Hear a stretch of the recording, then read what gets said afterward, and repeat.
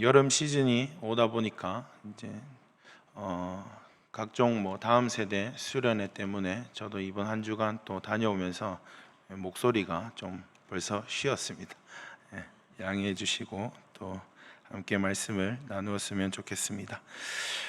우리는 요한계시록의 일곱 인, 일곱 나팔, 일곱 대접의 심판을 묵상해 가고 있습니다. 심판을 계속해서 보면서 반복적으로 우리에게 강조되는 것은 하나님의 심판이 반드시 이 세상 가운데 온다는 것입니다. 모든 피조 세계 가운데 하나님의 진노의 잔이 부어진다는 것을 기억하고 또 깨어서 기도하는 저와 모든 성도님들 되기를 간절히 소망합니다. 그리고 오늘 드디어 16장의 일곱 대접까지 부어지면서 최종적 심판이 선언되고 있습니다. 모든 피조 세계에 최종적 심판을 행하시는 하나님과 그 가운데 있는 모든 성도의 삶이 어떠한지 말씀을 통해 깨닫고 은혜가 되기를 간절히 소망합니다. 먼저는 하나님께서 심판을 통치하시며 악의 세력을 모은다는 것입니다. 오늘 본문 12절 말씀에 다시 한 번 더 보시면 여섯째 천사가 그 대접을 큰 강 유브라데에 쏟음에 강물이 말라서 동방에서 오는 왕들의 길이 예비되었더라. 대접을 유브라데 강에 쏟았습니다. 우리는 9장 14절 말씀에 나팔 심판에서 여섯째 천사가 유브라데 강에 매여 있는 네 천사를 풀어주는 역할을 보았습니다. 이번에는 유브라데 강이 마르면서 동방에서 왕들이 올 수 있는 길이 열립니다. 강물이 마른다는 것을 보면서 우리는 출애굽에 바다가 갈라지는 것, 그리고 바다가 마른 것을 기억할 수 있습니다. 하지만 출애굽의 바다가 마른 것은 구원이었습니다. 그러나 여기서 강이 마르는 것은 멸망의 신호입니다. 또한 동시에 앞서 나왔던 용과 짐승과 거짓 선지자들의 입에서 새 더러운 영, 14절에 이것을 귀신의 영이라고 말하고 있습니다. 14절, 그들은 귀신의 영이라 이적을 행하여 온 천하 왕들에게 가서 하나님 곧 전능하신 이의 큰 날에 있을 전쟁을 위하여 그들을 모으더라. 이 세 귀신의 영들은 이적을 행합니다. 온 천하 왕들을 모읍니다. 왜 모읍니까? 하나님 곧 전능하신 이의 큰 날에 있을 전쟁을 위하여 모읍니다. 16절에 보니까 히브리어로 아마겟돈이라는 곳에 모읍니다. 히브리어로 구약에서 전쟁의 장소로 자주 등장했던 무깃도라고 하는 말입니다. 하지만 이는 특정 지역을 말하기보다 하나님의 최종 심판을 위한 상징적 장소라고 할 수 있습니다. 그러니까 하나님은 최후 결전을 위해서 한 무대로 전체를 모읍니다. 하나님을 대적하는 모든 왕들을 모으고 있습니다. 악의 세력은 힘과 권력으로 자신 있게 대적하고 있습니다. 자신 있게 그들이 모이고 있습니다. 그러나 그들의 모임은 결국 하나님의 손에 있습니다. 겉으로 보기에는 악의 세력이 힘이 있어 보입니다. 겉으로 보이기에는 악의 세력이 모으고 더 커 보입니다. 성도는 지는 것 같습니다. 그러나 하나님의 심판의 계획의 과정일 뿐인 것을 기억하는 우리 모든 성도님들 되기를 소망합니다. 그래서 두 번째, 깨어 옷을 입은 자는 복이 있다는 것입니다. 오늘 15절 말씀 우리 다 함께 봉독해 보겠습니다. 보라, 내가 도둑같이 오리니 누구든지 깨어 자기 옷을 지켜 벌거벗고 다니지 아니하며 자기의 부끄러움을 보이지 아니하는 자는 복이 있도다. 아멘.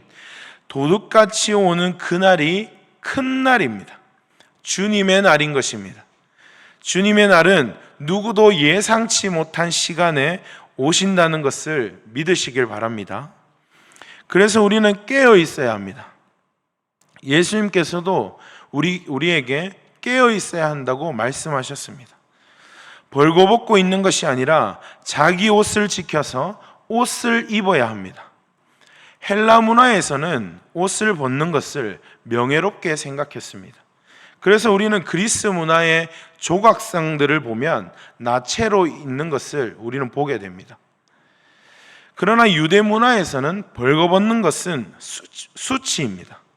벌거벗음은 음행의 이미지를 가져갑니다.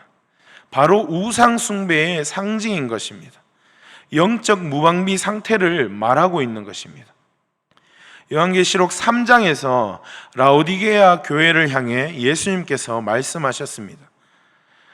요한계시록 3장 18절 말씀에 내가 너를 권하노니 흰옷을 사서 입어 벌거벗은 수치를 보이지 않게 하고, 사도 바울은 자다가 깰 때가 되었으니 그리스도로 옷을 입자고 권면하고 있습니다.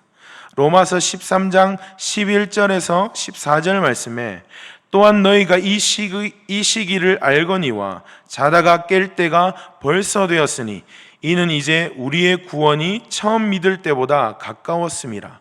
밤이 깊고 낮이 가까웠으니 그러므로 우리가 어둠의 일을 벗고 빛의 갑옷을 입자.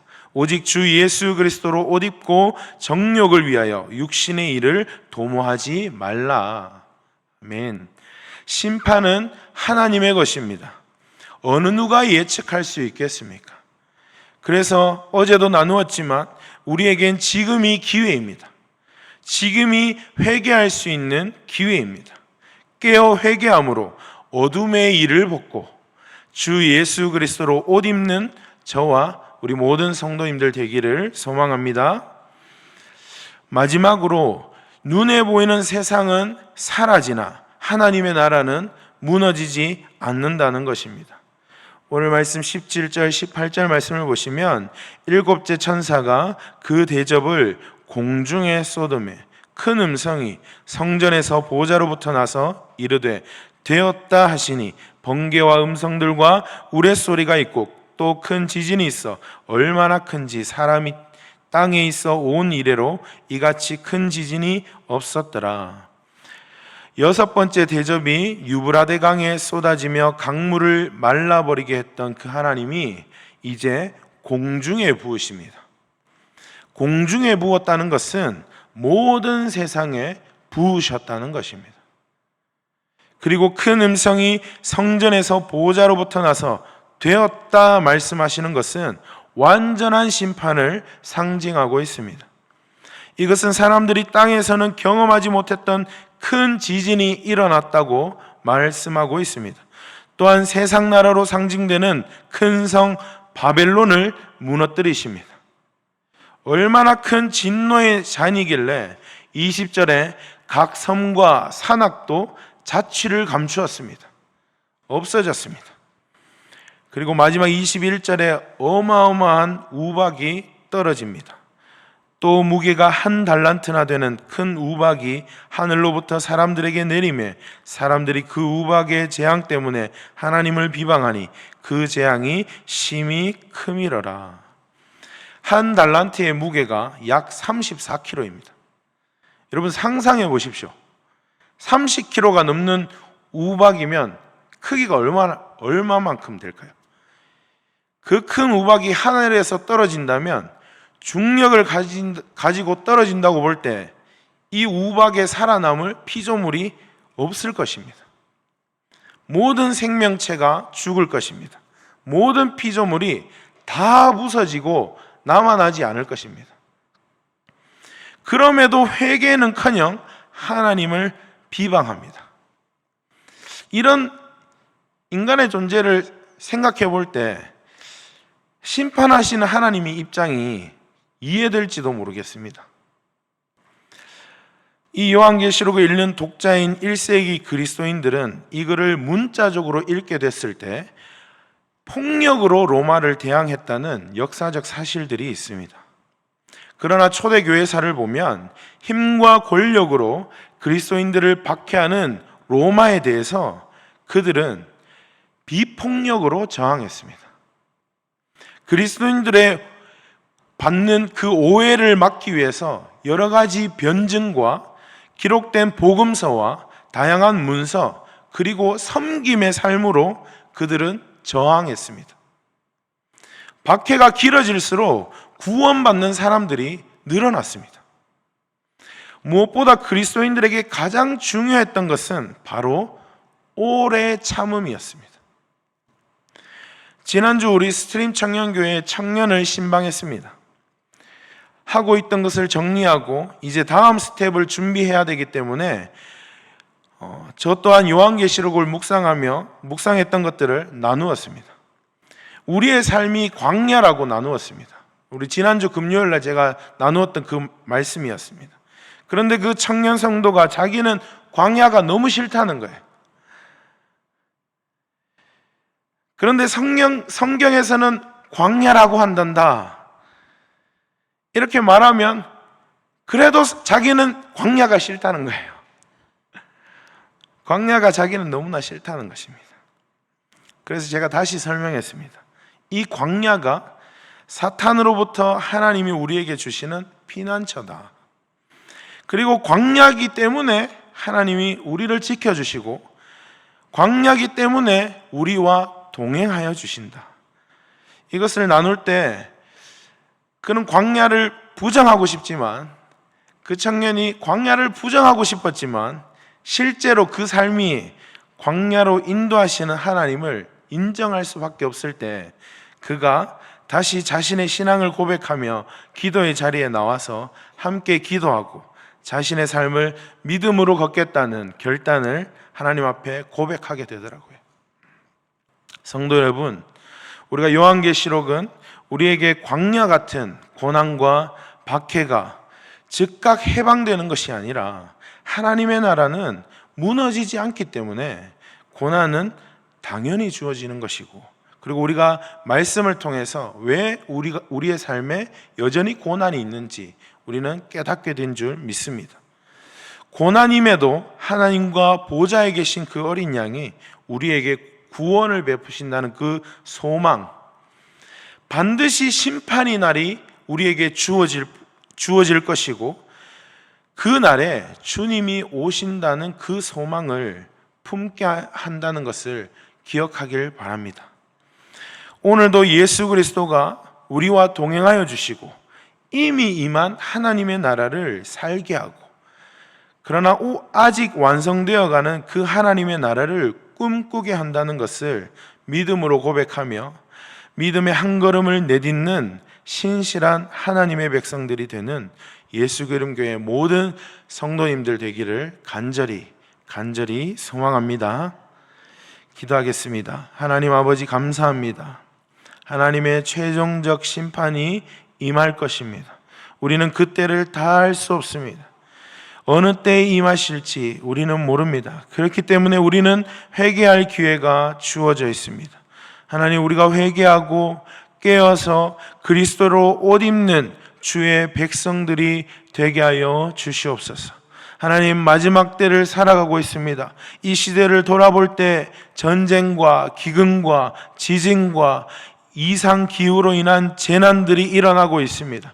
주님 오실 날이 멀지 않았다는 그 사실을 우리는 눈으로 보게 됩니다. 그럼에도 우리는 하나님 알 수 없습니다. 그래서 지혜와 계시의 영을 부어 주시옵소서. 시대를 분별하고 깨어서 기도하는 예수 그림교회 성도님들이 다 될 수 있도록 하나님 은혜를 베풀어 주시옵소서. 시대의 악함을 견디고 인내의 열매를 거두는 은혜가 있게 하여 주시옵소서. 하나님, 오늘부터 유치부와 초등부 성경학교가 시작됩니다. 이 마지막 때에 이 세대를 본받지 아니하고 오직 마음을 새롭게 하여 하나님의 선하신 뜻이 무엇인지 분별할 수 있는 우리의 자녀들이 되게 하여 주시옵소서. 이번 주제처럼 하나님의 이름으로 승리하는 우리의 자녀들이 되게 하여 주시옵소서. 진행하는 우리 전도사님들과 모든 교사 선생님들에게 은혜를 베푸시고 성경학교를 통하여 우리의 자녀들이 하나님을 위해 사는 그런 인생의 변화가 일어나는 놀라운 은혜를 경험케 하여 주시옵소서. 오늘 하루도 주님께 온전히 맡겨드립니다. 하나님, 우리의 모든 성도님들이 삶에 주님과 동행할 수 있도록 은혜를 부어 주시옵소서. 하나님, 기대합니다. 감사드리며 우리 구주 예수 그리스도의 이름으로 기도드리옵나이다. 아멘.